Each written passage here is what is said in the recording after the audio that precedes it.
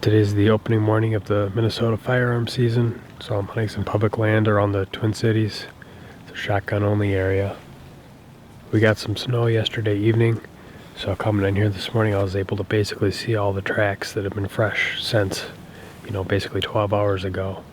And in the spot where I'm set up, there's actually a few sets of tracks running within 15 yards of the tree. I'm set up with a hardwood island right behind me, surrounded by marsh on most sides, and then to the front of me I got a little narrow strip of timber, maybe 80 yards wide, leading towards more marsh and more hardwoods. I did see one deer coming through that red brush maybe about half an hour after light, but I didn't quite get a good enough look at it to see exactly what it was. But probably the worst thing right now is that it's actually started to drizzle a little bit. It's getting all my stuff wet, getting my camera wet. My scope is so fogged up I can barely even see through it, so hopefully it won't get too much worse. Well, my camera ended up getting wet enough and my scope was fogged up so bad that I couldn't even really see through it anymore. So I walked back to the truck to get everything dried out. Completely forgot to bring like a lens cloth or something out with me, but now I'm getting pretty excited to get back out on the afternoon stand. I'm actually going to move my saddle platform about 60 yards further into the red brush, just so I can kind of see out in that area. I think there's probably going to be some deer moving potentially tonight that are going to try and avoid that tree line. So my hope is that I can be able to see down into the red brush and be able to take a shot.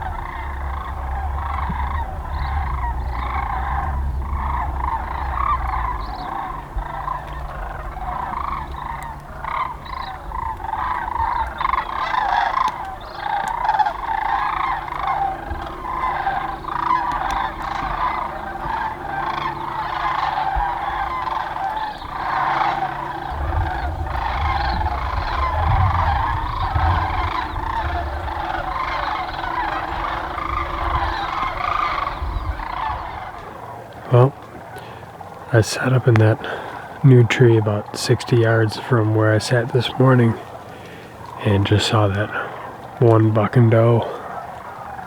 It's just so foggy, I really can't see a lot of the stuff that I could even see when I first set up here.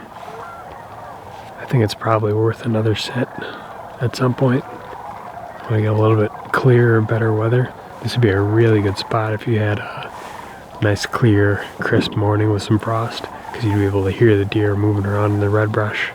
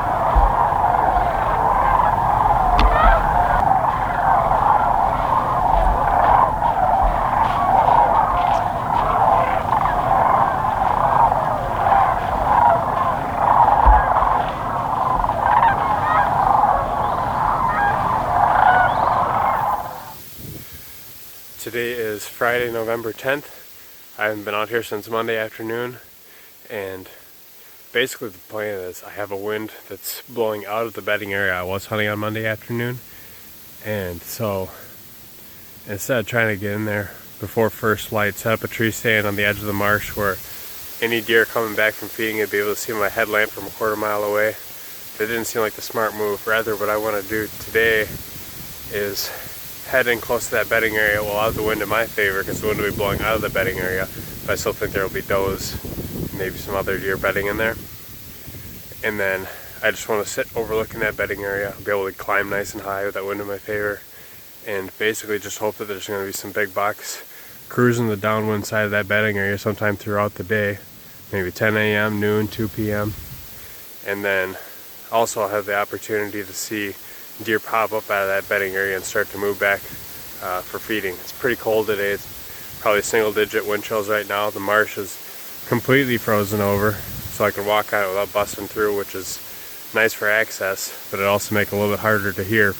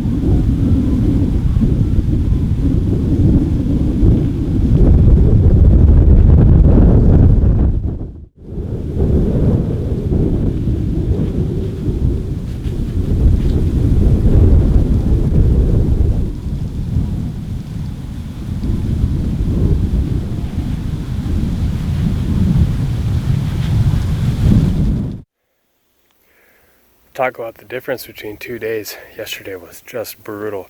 Mental struggle every additional hour I spent on stand. That wind was about 20 miles an hour, blowing right in my face the entire day. And of course today we got temperatures that are about 20 degrees warmer, sun shining, but the wind's coming out of the same direction, so my plan is to just go set up over that same bedding area again. There's does there. I've seen does every time I've looked over it, so I think right now, since it's still during the rut, that's my best opportunity at potentially getting a crack at a bigger buck.